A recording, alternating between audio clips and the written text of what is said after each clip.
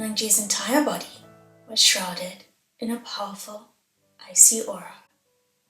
He stood in front of Wangxian, protecting him. Xue Yang cast out Donghua to parry Lan Nangji's strike. The two famed swords clashed head-on, then flew back to their wielders' respective hands. Isn't this referred to as arriving early isn't as good as arriving just on time? Wangxian said. Lan Nangji replied. Finished speaking, he continued crossing swords with Xue Yang. Earlier, Wangxian had been the one chased back and forth by Xue Yang, but now Xue Yang was forced to retreat again and again by Lan Nangji. Seeing that the circumstances were boding ill for him, his eyes flicked around, and he put on a slight grin, abruptly tossing Donghua from his right hand to his left. His right hand reached into his sleeves and shook around.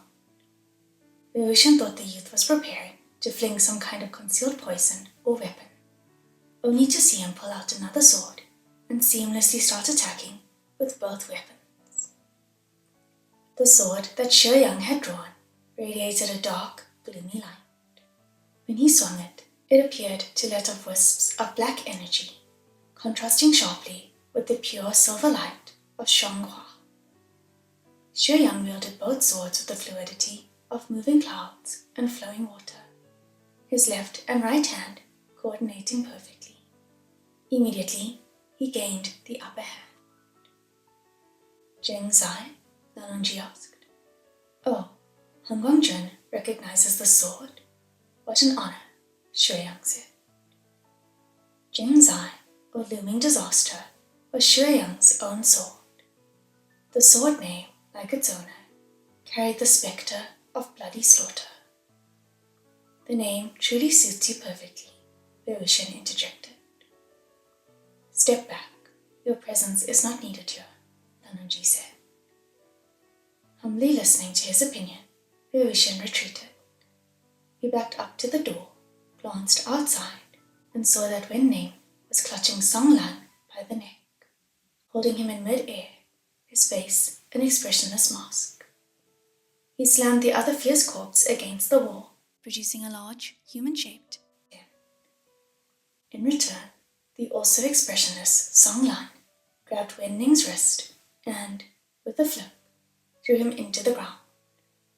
Without a hint of a grimace, the two corpses smashed and pounded each other. The noise of the blows echoed loudly and ceaselessly. Neither could feel pain, nor did they fear injury. Unless they were cut into pieces, they could continue to fight, even if their limbs were snapped. It seems like I'm not needed here either, Wangxian said to himself. Suddenly, he saw Lan Jingyi waving at him frantically from inside a pitch-black store across the street. I'm definitely needed over there. Right as he stepped forward, Bi Chen shined magnificently. In the space of a second, Xue Yang's hand slipped and Donghua flew from his grip. Lan Nangji took advantage of the opening and caught it. When Xue Yang saw that Donghua had fallen into someone else's hands, he swung Jing Zai directly at Lan Nangji's left arm, which wielded the sword. The attack missed, and a cold, black rage flashed in Xue Yang's eyes.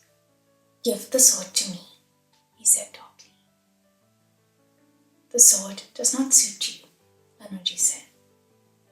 Xue Yang let out an icy laugh. Wangxian walked over to the disciples who surrounded him. Everyone's fine, right? He asked. No problems. We listened to you and held our breaths. As long as none of you have problems, that's good. If anyone doesn't listen to me, I'll make them eat the congee again. Each of the youths who had tasted the concoction pretended to vomit. Just then, the sound of footsteps came from every direction. Human-shaped silhouettes had already started appearing at the end of the street in unending numbers. Lan Nangji also heard the sound. He waved his arm and pulled out his chin, Hongji, from his sleeve. He threw the instrument onto the table and tossed Bi Chen from his right to his left hand. Ferocity undiminished, he continued to battle Xue Yang. the same time, without looking back, he raised his hand and strummed down on the strings. The twang of the chin travelled all the way to the end of the street, and the familiar, unsettling sound of the corpse's skulls bursting answered. Lan Hongji continued fighting Shu Yang with one hand and playing the gujitsutan with the other, his gaze skimming over the scene and his fingers strumming absent-mindedly. Though both his hands were occupied, his bearing was still serene. Amazing, Jinling blurted out. He had seen Zhang Cheng and Jin Guanyao in action during night hunts, beheading monsters, and thought that his uncles were the two most powerful cultivators in the world. He had always feared Lan Hongji more than he respected him, and this was only due to his silencing spell and cold demeanor. But now he couldn't help but admire the man's elegant skill. Of course, Han Guangjun is amazing, Lan Jingyi said proudly. He just never likes to show off. He's very low-key, right? The right was directed at Wangxian. Baffled, he replied, "Are you asking me? Why?" "Don't tell me you don't think Han Guangjun is amazing," Lan Jingyi said anxiously. Wangxian rubbed his chin. He's amazing. Of course, very amazing. He's the most amazing of all." As he spoke, he couldn't help but smile. The disturbing, soul-shaking night of peril was finally coming to a close, and it was nearly daybreak. However, this was hardly good news. The arrival of daylight meant that the mystical fog would thicken once more. Then, even walking a single step would bring difficulty. If Wangxian and Lan Hongji were by themselves, it wouldn't be too much of a problem. But there were still so many other living people. If they were surrounded by walking corpses, they would struggle to escape, even if they grew wings. Just as thoughts about countermeasures were whirling about in Wangxian's head, the clear, crisp tap of a bamboo pole sounded again. The ghost of the blind, tongueless girl had returned. Wangxian made a snap decision. "Let's go." "Go where?" Lan Jingyi said. "Follow the sound of the bamboo pole," Wangxian replied. "You want us to follow a ghost?" Jinling asked, somewhat startled. "Who knows where she'll take us?" "Yes, exactly. Follow her. The sound's been tailing you ever since you got here, right? You tried to walk further into the city, but she was leading you toward the city gates, and then you ran into us. She was trying to drive you away, to rescue you." The strange tapping noise, which was suddenly close, suddenly far, was her method of scaring the living who entered the city. But though she was trying to frighten, her intentions were not necessarily bad. It was possible that she had also thrown the paper shadow godhead that Wangxian had kicked into his path in order to alert and scare him. Plus, she was obviously trying to tell us something urgent last night, he said. Only, she wasn't able to express what it was. But once Shu Yang came, she immediately disappeared. There's a 4 in 5 chance that she was trying to hide from him. In other words, she definitely isn't on his side. Shu Yang? Why is Shu Yang here now? Weren't those two, Xiao Xingchen and Song Lan?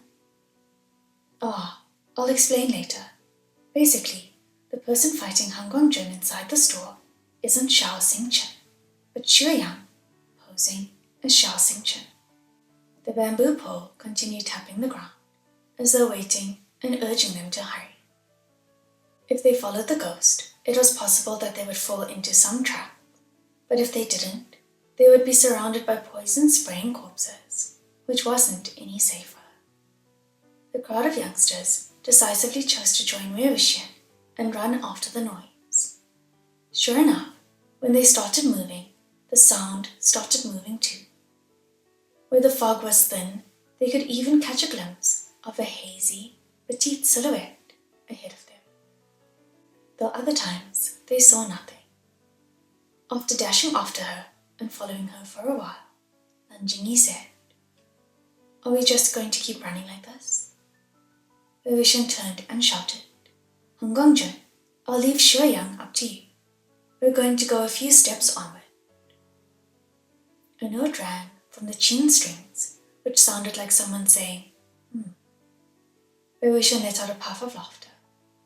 That was all? You aren't going to say anything else? Nan Jingyi said. What else do you want? What else should I say? Why not? I'm worried about you. I'm staying. Go. No, I'm not going. If I go, you have to come with me. That's the kind of conversation you should have. Wei Wuxian did a spit take. Who taught you that?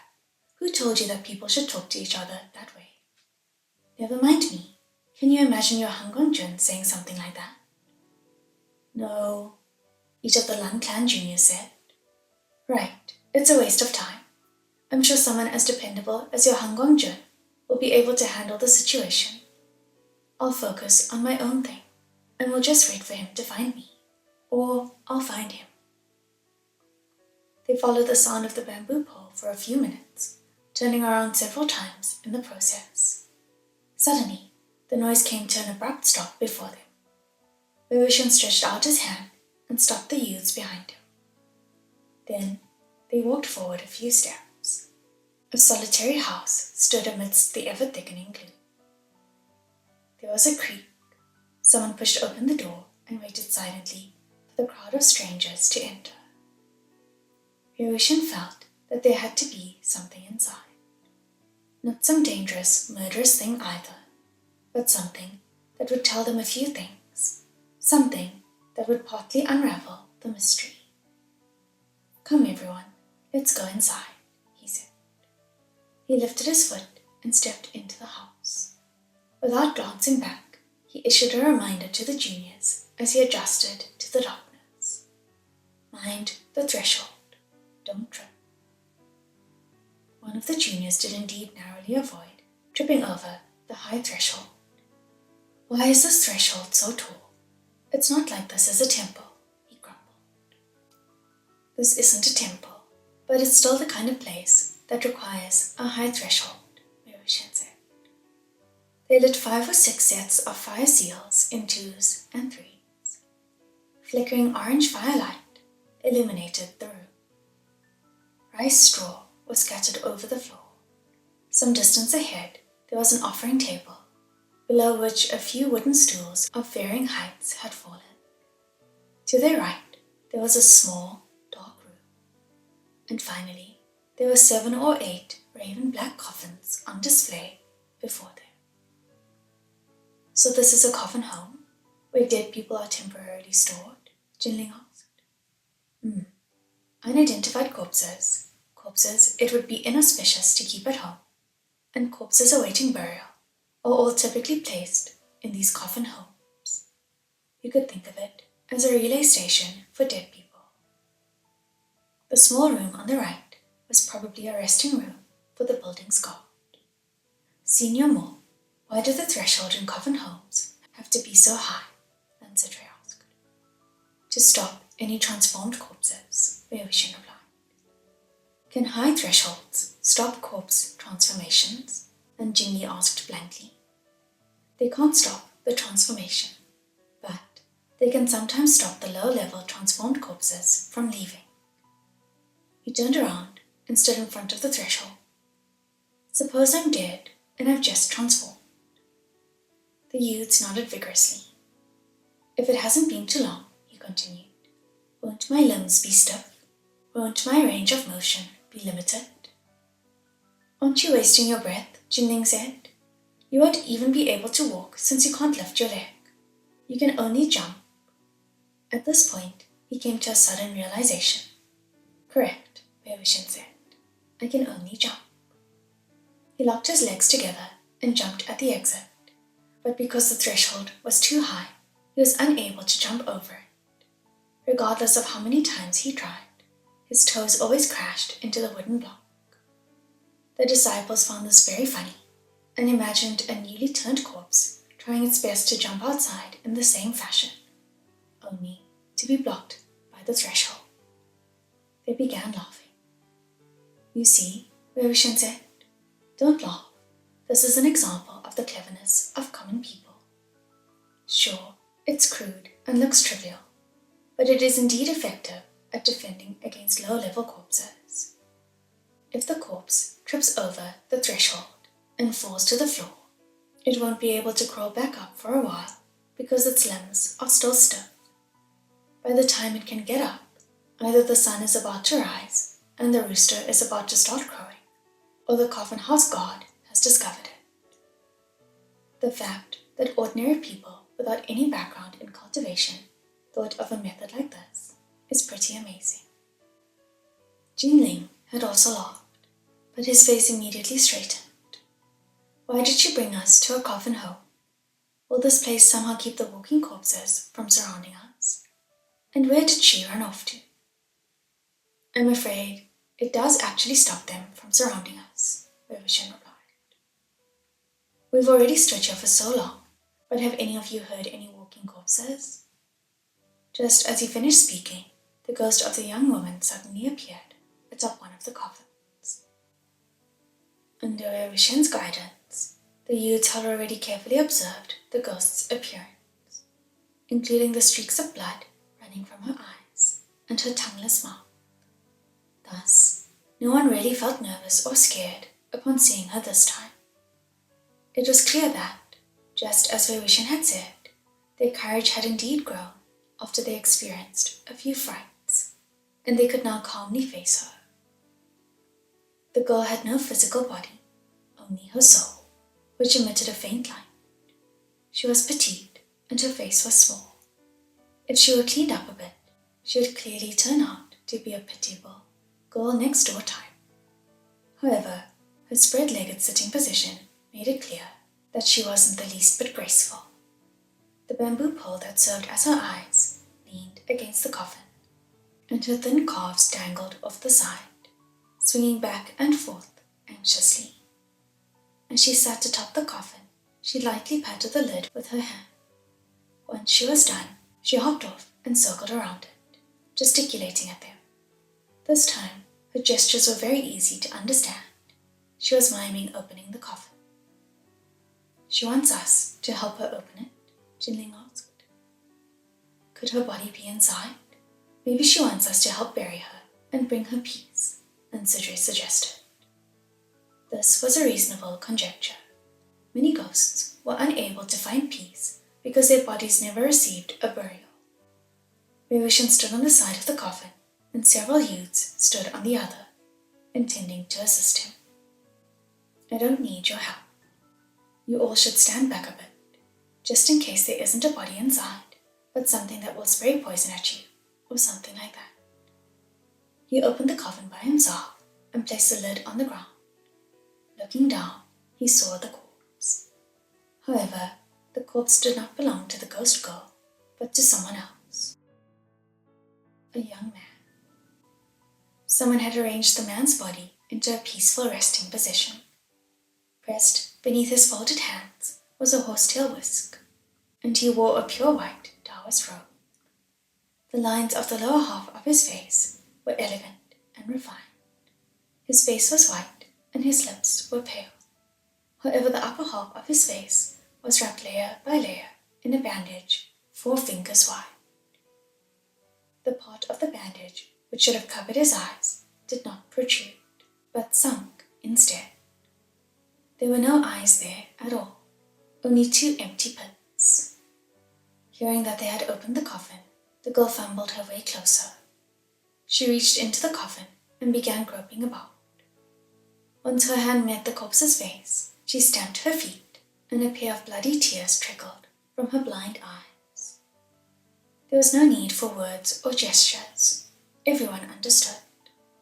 The corpse inside this lonely coffin, in this lonely coffin home, belonged to the real Shao Xingchen. Ghosts' tears could not fall from their faces. The girl cried silently for a period, before suddenly gnashing her teeth and rising. Ah, she said to them, anxious and angry, looking as though she were desperate to spill everything on her mind. Do we need soul inquiry again? Ansidre said. There's no need, Wangxian replied. we won't necessarily ask her the questions she wants to be asked. Plus, I think her answers will be very complex and difficult to translate. Though he did not say, "I'm afraid you won't be up to the task," and Sitray still felt a bit ashamed. Silently, he came to a decision. After we return, we have to practice soul inquiry more diligently, and have to be able to play it like Han Gongzhen, as fluidly, as rapidly, as accurately. Then what should we do? Lang Jingyi asked. How about empathy then? Wei Wuxian said. Each major clan had their own specialized method of gathering information from resentful spirits. Empathy was Wei Wuxian's speciality. This method was not as deep and complex as other families' methods. Anyone could use it. All he had to do was invite the resentful spirit into him.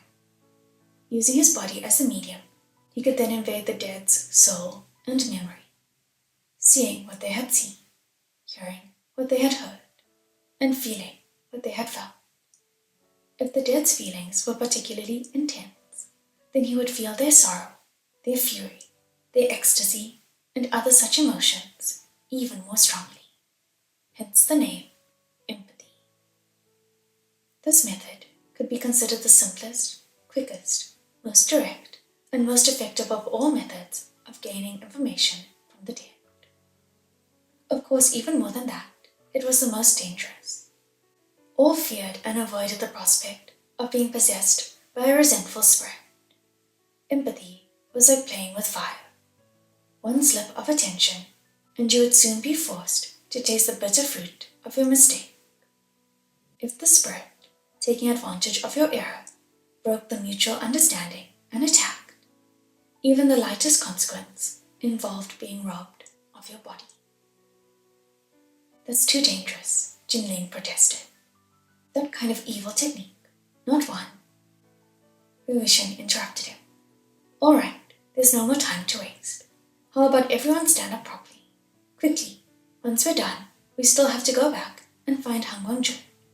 Jinling, you'll be the overseer. The overseer was an indispensable part of the empathy ritual. They prevented the empathy user from becoming trapped in the resentful spirit's mind, unable to free themselves. The overseer and the empathy user had to decide on a secret signal beforehand, ideally a phrase or a sound very familiar to the empathy user. They were then required to supervise the entirety of the proceedings. If at any point the overseer sensed that something was amiss, they would immediately take action to pull the empathy user out. Jinling pointed to himself. Me? You're asking me to supervise you while you do something like this? If young Master Jin doesn't want to do it, how about I help? Sitray offered. Jinling, did you bring the Zhang clan's silver bell? Wei Wuxian said. Silver bells were one of the signature accessories of the Yunmeng Zhang clan. Jinling had been raised by both clans since he was small. He would live at the Lanling clan's Jinling Terrace for a while, then live at the Yunmeng Zhang clan's Lotus Pier. Thus, he should have been carrying objects from both clans. As expected, he pulled out a small, simple bell, wearing a complicated expression. Carved into the silver was the Zhang clan's emblem, the 9-petal lotus. Wei Wuxian stared at the bell for a moment. Noticing a trace of something in his eyes, Jinling asked, What's wrong? It's nothing, Wei Wuxian replied. He took the bell and handed it to Lan Sitray. The Zhang clan's bells have a calming, centering effect. This will be our signal. Jinling stuck out his hand and snatched back the bell. I'll do it. Lan Jingyi humphed. One moment you're unwilling. The next you want to do it again. Suddenly the day is bright. Suddenly it's overcast. What a princess-like attitude. Why don't you come in? Wei Wuxian said to the ghost girl. She wiped her eyes and face and ran at him, her entire soul merging with his body. Wei Wuxian lowered himself slowly against the coffin. The youths rushed to drag over a pile of rice straw for him to sit on, while Jinling clutched the bell tightly, his thoughts unreadable. Just as the girl crashed into Wangxian, a problem suddenly occurred to him. If this girl is blind, then when I empathize with her, won't I be blind and unable to see anything too? That would really reduce the effectiveness of all of this. Oh well, as long as I can hear, I'll make do. After the heavens and the earth stopped spinning, his originally feather-light soul seemed to land on firm ground. As the girl opened her eyes, Wangxian opened his eyes with her. To his surprise, before him was not a field of black, but a bright, crisp landscape of green hills and clear waters. He could see after all. It was likely that, at the time of this memory, that girl had not yet gone blind. During empathy, the memories which appeared before him would be her most intense memories, the memories she most wanted to share. He simply had to watch calmly and experience what she experienced. Presently, they shared the same senses. The girl's eyes were his eyes, her mouth was his mouth. The girl sat by a small creek facing the water and grooming herself. Though her clothes were tattered, she still wanted a basic degree of cleanliness. She tapped her foot rhythmically, humming a little tune as she rolled up her hair. But no matter how she arranged it, she seemed dissatisfied. Wangxian felt a slim wooden hairpin poking around in her hair. Suddenly, she lowered her head and examined her reflection in the water. Wangxian's gaze followed hers. The water showed a girl with a pointed chin and a face shaped like a watermelon seed. The girl's eyes were empty of pupils. They were entirely white. She clearly looks blind, but right now, can't I see? Wangxian thought. The girl finished putting up her hair, dusted her bottom, and jumped up. She picked up the bamboo pole lying by her feet and began skipping along the road. As she walked, she swung the pole, swiping at the leaves and branches above her head, poking at the stones next to her feet, and frightening the grasshoppers hiding in the grass. She continued like this for a period of time, until, far up ahead, people approached. Immediately, she stopped skipping and held the bamboo pole properly, knocking it against the ground as she inched forward, appearing very cautious. The people who approached turned out to be a few village women who, upon seeing her condition, stepped aside and let her pass, while whispering in each other's ears. The girl nodded to them hastily. "Thank you, thank you." One of the village women seemed to take pity on her. She lifted the white cloth covering her basket, took out a piping hot bun, and handed it to the girl. "Sister, be careful. Are you hungry? Why don't you take this?" The girl let out an "ah" and said gratefully, "How could I? I. The village woman stuck the bun in her hand. "Take it." She took it. "Ah Ching thanks you, ma'am." So it turned out this girl was named Ah Ching. When she took her leave of the village woman, Ah Ching gobbled up the bun in 2 or 3 bites. Then she started skipping again, flying what felt like a meter up with every step. Inside her body, Wangxian skipped with her until he felt dizzy, and stars were dancing in his eyes. This girl really knows how to act wild. I understand now. She's pretending to be blind. She was probably born with white pupils. Even though she looks blind on the surface, she can actually see. She's using her appearance to pose as a blind person in order to trick people and win their sympathy. As a young, lone, homeless girl, if she pretended to be blind, others would naturally lower their guard. In reality, she could see perfectly clearly and could thus adapt to the situation. It indeed counted as a smart method of self-protection. However, Ah Ching's soul was truly blind, which meant that she had gone blind while alive. So how had she transformed from a fake blind girl into a real one? Could she have seen something that she wasn't supposed to see? Ah Ching continued skipping all the way down the road.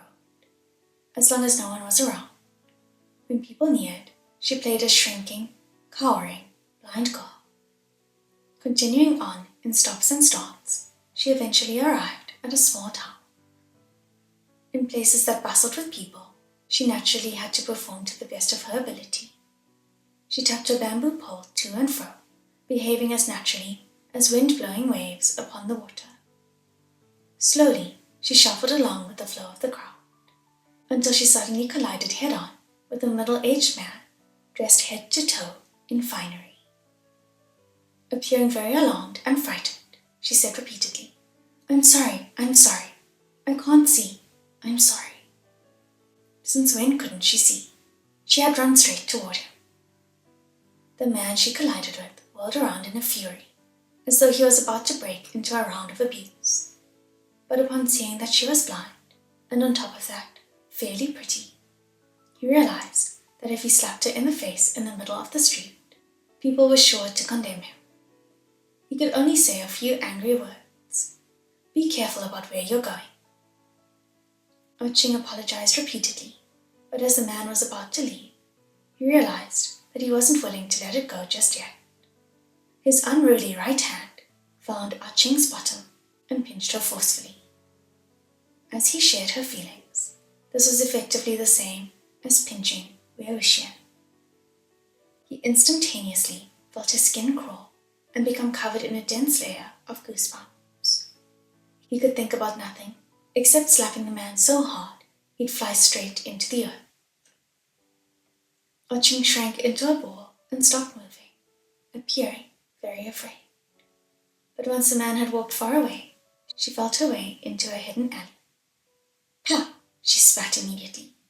She pulled out the wallet she had hidden against her chest, turning it over and dumping out the money. Once she counted it, she let out another "Pah!" What a jackass! They're all like this. He dresses like he's some big shot, but he barely had any cash on him. If you grabbed them and shook them down, you wouldn't hear a single coin jingle.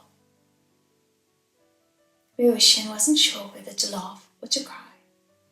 Ching was only a teenager, probably not even 15 at the time, but she could curse at someone with remarkable fluidity. She could snatch their purses even more deftly. If you pickpocketed me, you definitely wouldn't be cursing about me like this. Back in the day, I had a lot of money, he thought.